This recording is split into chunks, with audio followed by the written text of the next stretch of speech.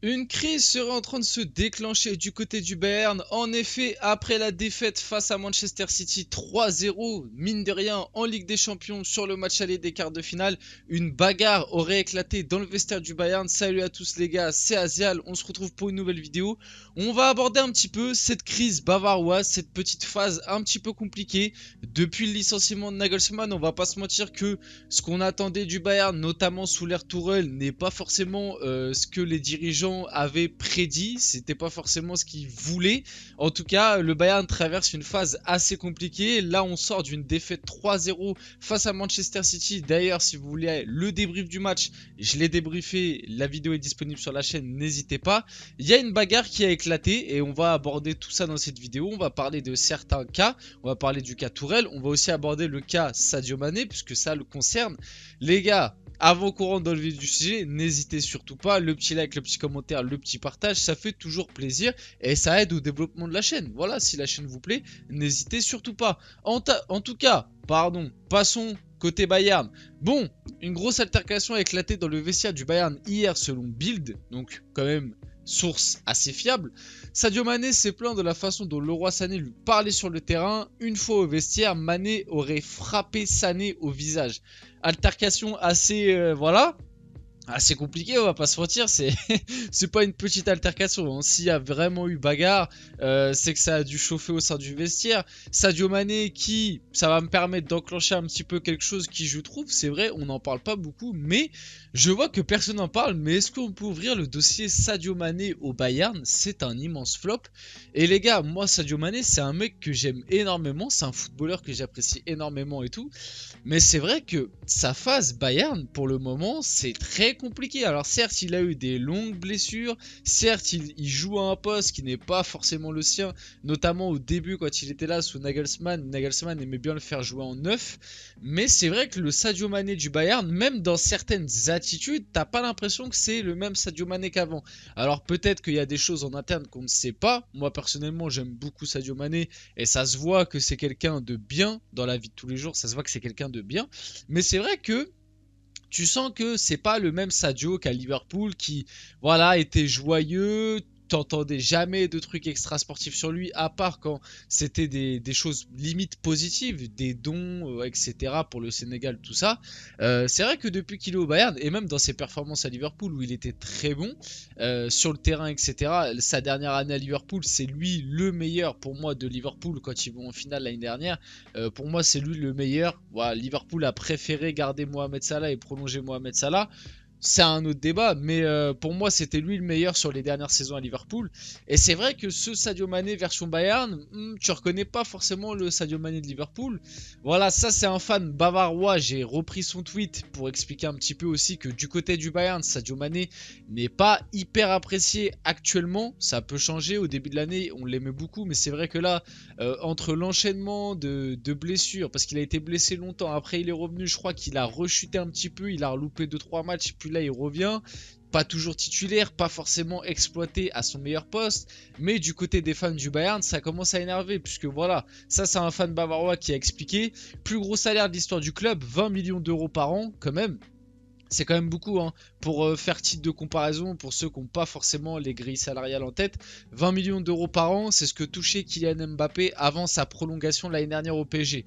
Donc c'est quand même un salaire très très conséquent, surtout pour un club comme le Bayern qui n'est pas habitué à donner des gros salaires. C'est d'ailleurs le plus gros salaire qu'il y a eu de l'histoire du club, quand même, pour dire l'investissement que le Bayern a fait. Des performances très médiocres. Après c'est vrai que comme j'expliquais, il a quand même des circonstances atténuantes. Il revient d'une longue blessure. Nouveau club, mine de rien, faut s'adapter dans un nouveau club, c'est assez compliqué. Le style de jeu, même s'il est similaire au club de Liverpool, c'est pas tout à fait la même chose. Utilisé à un poste qui n'est pas forcément son poste préférentiel, il a été souvent utilisé en numéro 9 alors que lui il préfère démarrer ailier gauche. Donc des performances très médiocres, oui c'est vrai que ses performances sont pas top. D'ailleurs, en termes de stats cette saison, c'est pas fou, mais il y a quand même des circonstances atténuantes. Se plaint devant tout le vestiaire de Nagelsmann après une victoire contre Paris, c'est vrai que ça, par contre, c'est un truc que on n'est pas habitué du côté de Sadio Mané, comme j'ai dit dans l'attitude. C'est vrai que Sadio Mané a été l'un je vais pas dire mais a été l'un de ceux qui ont été le plus important pour faire virer Nagelsmann. Et quand on voit ce que le club est en train, entre guillemets, de devenir, la petite crise qui est en train de démarrer, est-ce que c'était judicieux? Je ne sais pas, je suis pas sûr. Et pour finir, se bat avec ses coéquipiers, parce que comme on l'a vu juste avant, il s'est quand même battu avec le roi Sané. Alors qu'est-ce que le roi Sané lui a dit sur le terrain? Ça, on saura sûrement jamais, à part si on voit à part s'il y a des images du match qui ressortent, etc. Mais voilà, est-ce que ça méritait de déclencher une bagarre? Je ne suis pas sûr. Pour enchaîner du coup par rapport à la crise bavaroise, comme j'ai dit, première défaite de la saison pour le Bayern Munich en Ligue des Champions. Le Bayern était invaincu, je l'ai précisé dans mon débrief. Et d'ailleurs le Bayern a encaissé plus de buts sur le match face à City que depuis le début de l'année en Ligue des Champions. Donc encore une fois des stats qui te glacent le sang. Et quand tu te dis putain ils ont viré Nagelsmann, et pour l'instant tu te dis pas ouf. Pour enchaîner, Tuchel depuis qu'il est arrivé c'est 4 matchs. Donc victoire face à Dortmund pour la première place de Bundesliga, ça c'est très très cool. Élimination en Coupe d'Allemagne, ça c'est beaucoup moins cool. Ensuite, deuxième victoire en Bundesliga, c'était face à Fribourg. Si je ne me trompe pas, j'ai regardé le match, c'était une victoire quand même assez étriquée. Fribourg a eu des occasions et aurait pu aussi l'emporter, on va pas se mentir. Même si le gardien de Fribourg fait un très très gros match. Et pour finir, défaite en quart de finale aller de Ligue des Champions 3-0 face à Manchester City. On peut le dire, les débuts de Thomas Tuchel sont assez compliqués. Et je pense que du côté de la direction bavaroise, c'est pas du tout ce qu'on imaginait. Après, faut pas enterrer Tuchel dès maintenant. Il vient d'arriver au club. Tuchel a surtout été pris pour l'avenir. Je pense que malgré tout, même si les dirigeants bavarois n'imaginaient pas ça, je pense qu'ils savent très bien que cette fin de saison allait être malgré tout compliquée, qu'il y avait ce risque-là, et que surtout le Bayern de Tuchel, on pourra vraiment l'évaluer l'année prochaine, après un mercato que Tuchel aura voulu, qu'il aura fait, et après que les joueurs en place auront bien assimilé ce que Tuchel veut tactiquement. Thomas Tuchel, 2 défaites en 4 matchs avec le Bayern Munich. Nagelsmann, 3 défaites en 37 matchs avec le Bayern. Et oui, on l'oublie assez souvent, mais c'est vrai que le Bayern de Nagelsmann n'était pas premier de Bundesliga, mais c'est pas pour autant que ce Bayern perdait. Le Bayern de Nagelsmann avait énormément de matchs nuls, mais avait très très peu de défaites. Faut pas l'oublier. Nagelsmann, malgré tout, a quand même été viré un petit peu comme un malpropre. Il y a sûrement des circonstances atténuantes de son côté. Moi, personnellement, j'en avais fait une vidéo, n'hésitez pas à aller la voir au moment où Nagelsmann s'était fait virer. J'avoue que moi, j'étais pas très fan de l'avis. Enfin, j'étais pas très fan de la décision. Je comprenais pas trop pourquoi. J'étais content que Tuchel reprenne le Bayern, même en termes de hype et tout, je trouve que ça a apporté quelque chose. Mais je trouve que quand même Nagelsmann a été viré un petit peu d'une manière un peu injustifiée, et c'était pas vraiment mérité, on va pas se mentir. Et pour finir, puisqu'on arrive déjà sur la fin de cette vidéo, voilà, sur la fin de cette petite crise bavaroise, n'hésitez pas à me dire votre avis dans les commentaires d'ailleurs là-dessus. Est-ce que vous trouvez que le Bayern démarre une petite crise, etc. Mais c'est pareil, c'est un tweet d'une personne que j'ai trouvé sur Twitter, et le tweet, je le trouve vraiment assez pertinent, puisqu'en fait, je me dis la même chose que lui. C'est la première fois que j'entends autant d'extra sportifs dans une saison du Bayern. Et même de sportifs en fait. Le ski de Manuel Neuer, parce qu'il faut pas l'oublier. Manuel Neuer qui est actuellement absent, du coup ils ont pris Sommer. Manuel Neuer s'est quand même fait les croisés en partant en vacances au ski pendant la Coupe du Monde.